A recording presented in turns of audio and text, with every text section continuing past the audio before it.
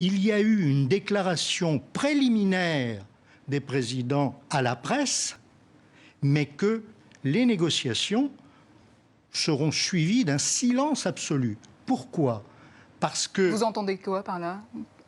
C'est-à-dire qu'il n'y aura pas de conférence de presse après les négociations, après le tête-à-tête, après le dîner avec les délégations.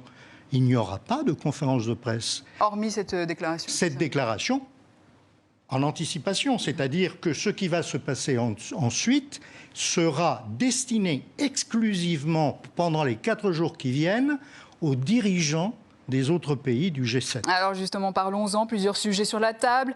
Macron se verrait bien en médiateur, hein, ça on l'a compris. Sur l'Ukraine, Macron souhaite un sommet à 4 dans les prochaines semaines. C'est ce qu'il vient de dire oui. Il y a quelques instants. Poutine pourrait y répondre favorablement. Mais c'est Poutine qui a initié. Ce n'est pas Macron qui a initié, c'est Zelensky, le président ukrainien, et le président Poutine qui se sont mis d'accord pour relancer un processus de négociation que l'on appelle le format Normandie, qui regroupe l'Ukraine, la Russie, la France et l'Allemagne.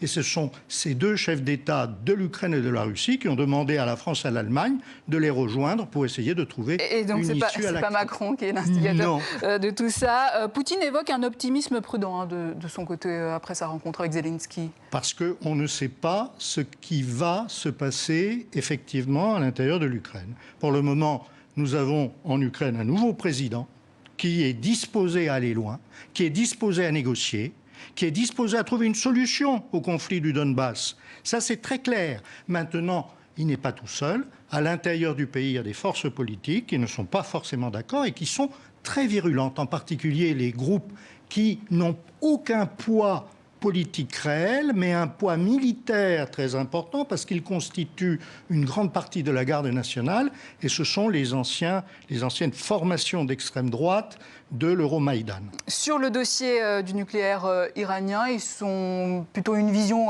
commune. Commune, absolument. Là, il n'y a pas de problème. Il faut que l'Iran respecte l'accord qui avait été conclu, même si les États-Unis se sont retirés, et puis surtout, il faut trouver le moyen pour assurer l'Iran de limiter complètement les sanctions, l'impact des sanctions, contourner les sanctions américaines. Et le plus dur restera sans doute la question syrienne, sachant que l'armée syrienne est soutenue par la Russie.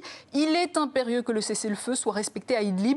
C'est ce qu'a dit Emmanuel Macron. Poutine en fera quelque chose de cet appel de Macron? C'est très difficile parce que le problème d'Idlib, c'est que c'est le dernier bastion de la rébellion djihadiste qui subsiste encore en Syrie. C'est-à-dire que pour le pouvoir syrien, il est indispensable de réduire cette poche, de la même manière que pour la coalition, il fallait réduire les poches de Raqqa et de Mossoul, qui étaient également très importante. Et effectivement, lorsqu'on fait la guerre, généralement, on ne fait pas réellement dans le détail, y compris nous, parce qu'on reproche à l'armée syrienne de faire des centaines de morts lorsqu'elle bombarde, etc., lorsqu'elle attaque. Mais nous avons fait strictement pareil, avec 1500 morts à Raqqa notamment.